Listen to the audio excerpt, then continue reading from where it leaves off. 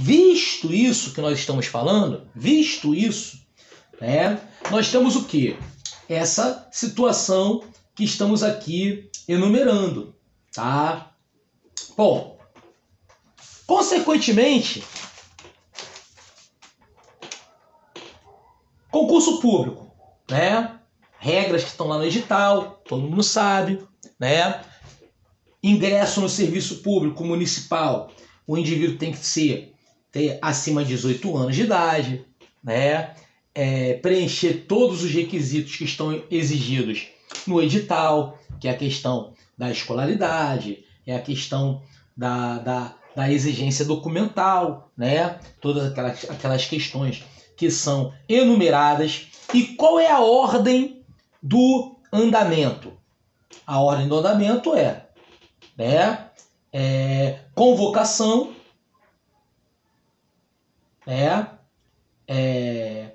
nomeação, posse do cargo público e exercício.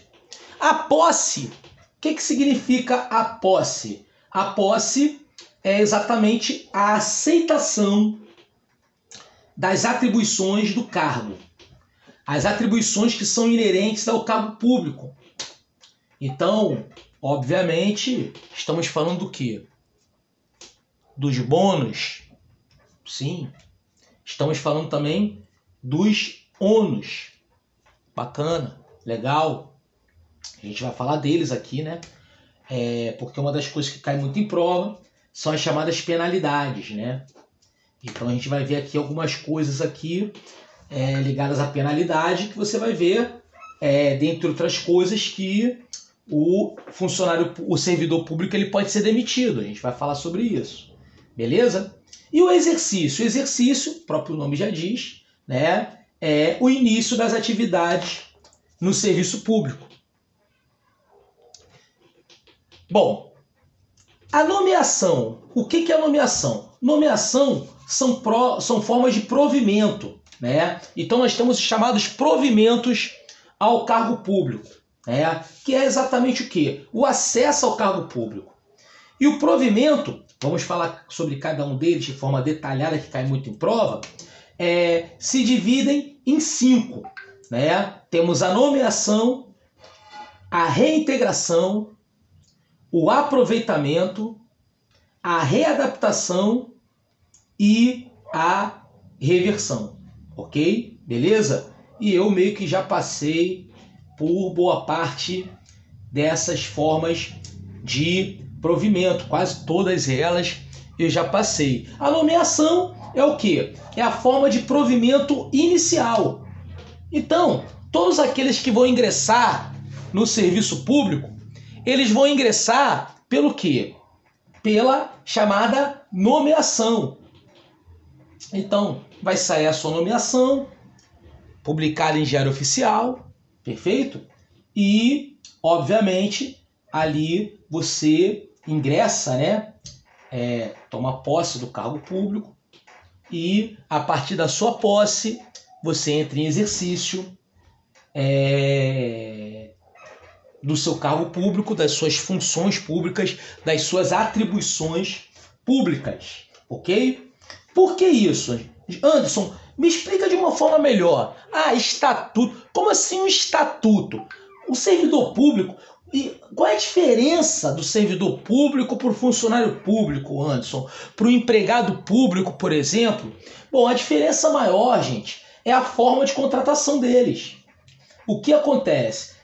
Nós, servidores públicos, e até mesmo nós, principalmente servidores públicos concursados, que são os estáveis, nós somos regidos por uma coisa chamada regime jurídico único, que é o Estatuto do Servidor Público. Então a sua forma de contratação, a sua forma de legislação é exatamente o quê? A do regime jurídico único, que no caso da Prefeitura de Nilópolis corresponde ao Estatuto do Servidor Público de lá, de Nilópolis, ok?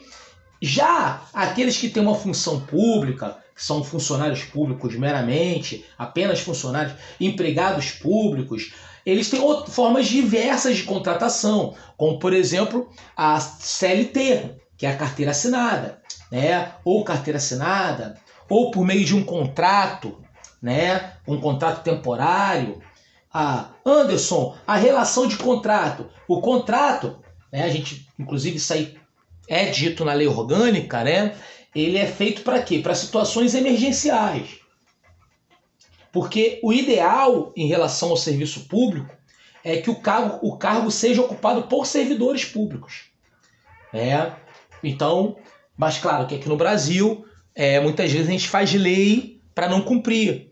Então, naturalmente, você está assistindo essa aula, ouvindo isso e falando, pô, isso na minha escola tem 3 professores lá concursados, os outros são contratados. Sim, eu sei bem o que é isso, já passei por municípios e ainda trabalho em municípios, né?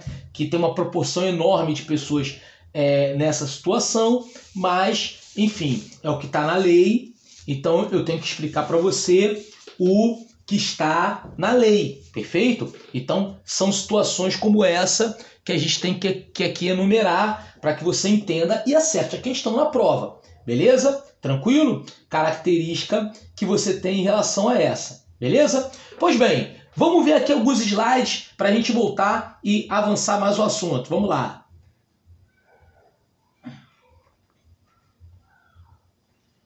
Pois bem, estamos aqui falando bastante, né? Começamos a falar aqui sobre a questão do servidor público e temos aqui um conjunto de slides bem bacanas, bem coloridos aí, que falam sobre aí formas de provimento, né? O assunto que nós vamos tratar agora, né? Eita, peraí, só um minutinho. Chamadas formas de provimento, né? Provimento ao cargo público.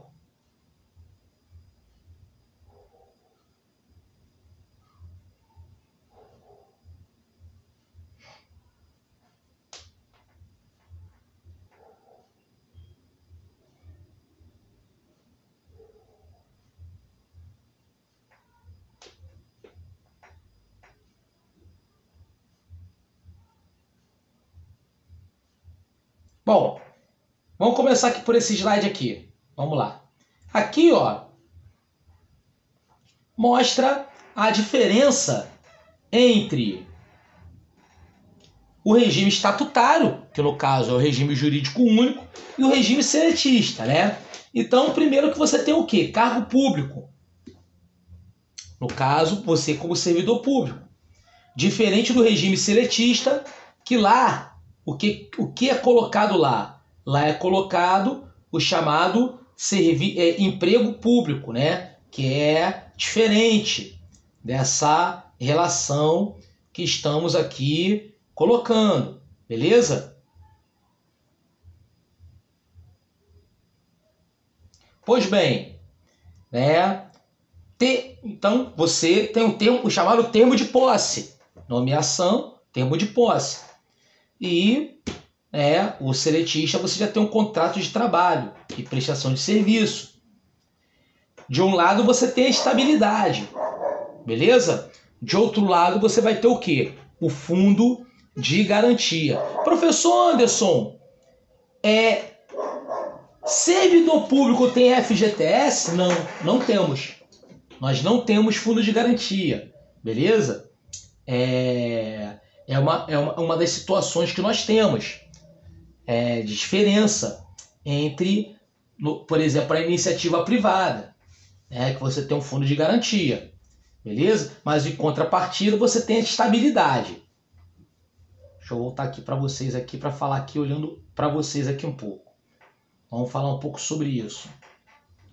Então, gente, o que acontece? As leis que são colocadas para o regime jurídico único são leis diferenciadas.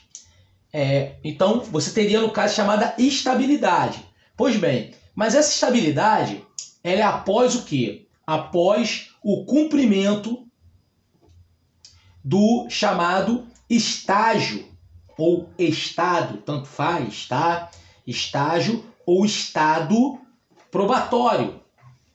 O que corresponde ao chamado estado ou estágio probatório? É um período, né, que você tem de avaliação da sua atuação no serviço público, que é importante que você saiba que é um período de 3 anos, então grave bem isso, beleza? Porque alguns municípios variam, tá? Por exemplo, lá o Estatuto de São Gonçalo coloca 2 anos, né? No nosso aqui, no Nilópolis, são 3 anos. E o que acontece? Nesse estágio, nesse período, você normalmente é avaliado periodicamente. O que o pessoal avalia? Avalia a assiduidade, né? Que é a sua presença, né? Pontualidade, a qualidade do seu serviço, né? No caso, a eficiência. Enfim, situações importantes que são colocadas dentro da sua avaliação. E no cumprimento nesses 3 anos, você, no caso, passa a ter a chamada estabilidade. O que significa essa estabilidade? Essa estabilidade significa o seguinte: significa que eu não posso ser demitido. Não é bem assim. O servidor público, ele pode ser demitido, ok? Como assim, Anderson? Pô, eu estou fazendo exatamente para isso, para não ser demitido? Calma, vou te explicar. Gente, existe diferença entre, e cai muito em prova, é importante que você saiba, entre exoneração e demissão. Beleza? Anderson, qual é a diferença entre exoneração e demissão? Exoneração não é uma penalidade. Demissão é uma penalidade. Ok? Como assim? Eu costumo dizer, tá, que exoneração, o indivíduo não fez M, não fez besteira, foi exonerado. Você pode pedir a sua exoneração. Ok? Servidor público não pede demissão.